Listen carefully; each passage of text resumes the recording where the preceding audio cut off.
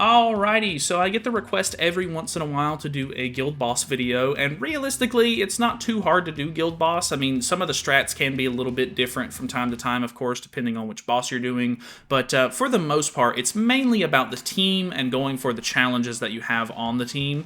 So, mainly what I do each week, because Hell has different challenges and the team can definitely vary from, week to week, but most of the time for the other ones, there's normally a set team that people come up with to actually just get decent score on the regular 3 difficulties here. You can kind of carry that team over for each week, but I mainly just try to go for max score, and by max score I say I'm trying to say get at least 6,000 points on normal and 9,000 points on Hell, just so that way I can get all of the rewards for myself. If you're not in like a super higher tier guild participating in Guild Wars, most of the time you don't need to push for super hard scores or anything like that. So basically what I do, if you're unaware, you can actually copy teams from the higher tier, people that are playing and just use their teams. So basically all you have to do is go up to individual rankings up here, and then you can see all of these tabs for all of the leaderboards for the scores, and then you can basically just pick and choose, So be a little bit wary. There are some people that do hack the game, and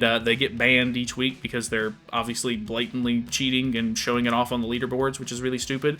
But teams like this are really stupid. Like, the boss itself has, a sword that does more damage to goddesses, 1 sword does more damage to demons, and 3 of these characters are super susceptible to getting absolutely destroyed. So, this is probably not going to work. I don't even know why they do this, but there's a clear meta for this week, and it is obviously going to be Matrona, Deanne, Camilla, and Scotty.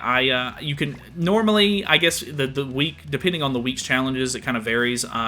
People aren't always using Camilla, but I see people use like Festival King from time to time and stuff like that. Unfortunately, this week specifically, it's using a full female team, so you might not be able to use King this week, but the only person that I've found on the leaderboards that's not using Camilla is this guy right here, and he's actually using Elaine because she also has a skill decrease skill rank card, and that's going to be important because this week's challenge is actually you want you to use rank down skills 4 times. So it's a little bit of RNG, of course, because there's no challenges this week to limit us from using food. We are going to use HP food just to try to make sure that we can, survive a little bit more. And the only reason I even need the HP food is because my Camilla is not completely maxed out. I just don't use this character nearly enough to warrant wasting the materials on her. But the thing that we need here is that once she transforms, this second card is actually going to decrease skill rank. So we're basically just going to try to ult rush with her, transform, and try to see if we can pull any of those extra D rank cards as much as possible. So that's pretty much the gist of things. Clear within 8 turns, 200,000 damage in 1 attack, decrease skill ranks, or use the rank down skill 4 times, and then full female team. So let's hop in and kind of just do the guild boss. I mean, realistically, like I said, most of the time the actual mechanics of the fight aren't too difficult. If you're trying to go for the challenges, normally you'll get a pretty decent score, and if you're not like losing characters in the middle of it. One thing to note is that once Camilla transforms, she actually does gain buffs from time to time, which is really annoying. And this boss actually has an over rupture skill, which does 10 times damage to buffed enemies. So that is going to absolutely one-shot Camilla, so we have to be a little bit careful there. But basically what I'm going to do is just stance up, get a little bit of damage out here. I think I'm going to try to go for Scotty's first, so we're going to use the other card to give her some stats. Go ahead and debuff, and then we'll attack with Camilla here, because each time we do damage with her cards, she actually gains ultimate move gauge, so it's pretty easy to ult rush with her.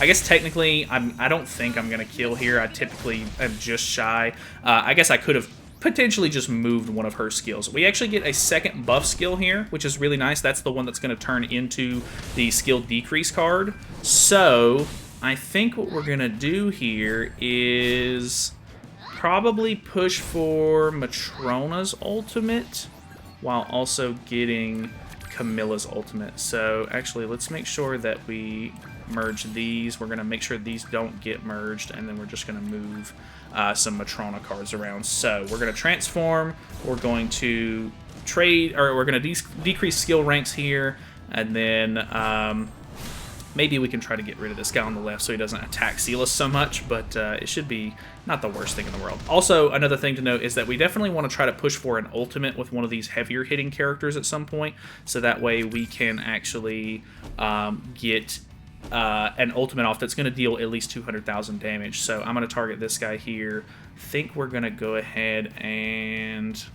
I'm going to use this because I don't want to move that, or I don't want to use that and then not draw another Deanne card, because I really need to get her ultimate, because you're on kind of a time crunch because I have to beat it in 8 turns. I am a little bit pressed, so we got to be a little bit careful there. Hopefully we can pull another one of these skill decrease cards if possible. Ooh, getting attack sealed there is really, really annoying. Let's go ahead and... He has a level 2 card, so I think what I'm going to do is hit him with this. We're going to push for Deanne's ultimate, and then I'm going to go ahead and waste this card. Typically, moving cards will get you more score because you actually are going to be, gaining score for moving the card, whereas if you just waste the card or whatever, it's not going to actually give you any score for it. So, really annoying that he keeps attack sealing me. I don't have another stance, but luckily he's put a lot of damage dealt stacks on my DN here, so I think even without the Quell, we might be okay. What are his stance skills doing? Decreases damage taken by 10% when attacked. Luckily it's only on him, I think, so we're gonna go ahead and shoot for this, and then we can actually push for Matrona's ultimate again, so that way we can go for whatchamacallit, the last skill decrease that we need. Hopefully I don't do anything weird here and then get over ruptured, but that did the 200,000 score, which is nice. He's ulting me, but it's not too big of a deal. We actually did get another skill decrease card, which is kind of nice. And I don't have any buffs on at the moment. I think I gain buffs whenever I attack with her, if I'm not mistaken. So we're on turn 6. I could potentially try to go for the kill here. I'm not 100% sure if it's worth killing this turn, but I'm also really low on HP, so I think I'm going to have to. Let's go for the skill decrease here. Let's go ahead and attack with this, this, and this, and we'll see how that goes. So this should be the last skill decrease card that I needed. Or maybe that was the third one, unfortunately. Oh, I think that was the third one. Well, we're going to miss out on that challenge, but I've already gotten the score for this week. Just know that obviously you need to play it, as, challenge-oriented as possible. But, yeah, that is going to be a decent score, I think. Okay, 9,000 score is not too bad. Obviously, the score that I got with 10K was actually with Camilla already being dead on the team. I just went ahead and finished it out and surprisingly got 10K score. So I could probably min-max this one more time. I think I might go ahead and try one more off-screen, and then I'll show you guys the points if I can get a decent run. Alrighty, so I might actually be in a pretty decent spot here. Unfortunately, Camilla is infected. I think having more HP would be better. But we're going to derank these cards, go ahead and remove that stance, which should give me a little bit of score as well. Then we're just going to throw these out to make sure we guarantee the kill here. This is within turn 7, and I have already done 200,000 damage, and these are the skill derank, or that ultimate, I think, or well, no, I think the Camilla's card right there used the last D rank that I needed. But either way, that should be her alive on the team, good to go.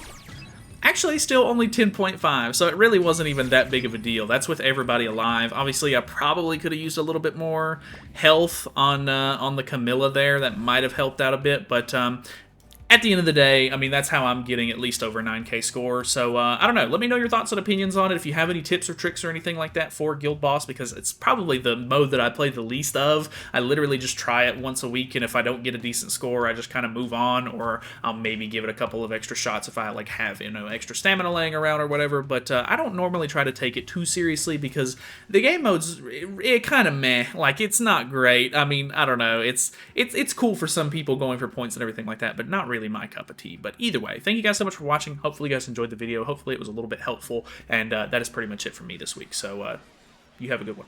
Subscribe.